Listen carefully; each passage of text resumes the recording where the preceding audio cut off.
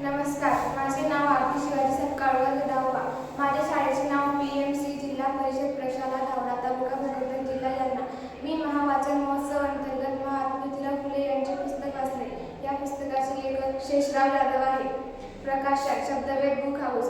मी वाचलेल्या पुस्तकामध्ये महात्मा ज्योतिराव फुले यांचे बालपण व त्यांनी केलेले कार्य याचा उल्लेख केला आहे. ज्योतिराव फुले यांनी त्यांच्या पत्नीला शिकवलं व दलित समाजाच्या मुलांसाठी शिक्षणाचा हक्क मिळवून दिला. वृक्षाची जीर्ण जुनी पाने गळून पडावीत व जागोजाग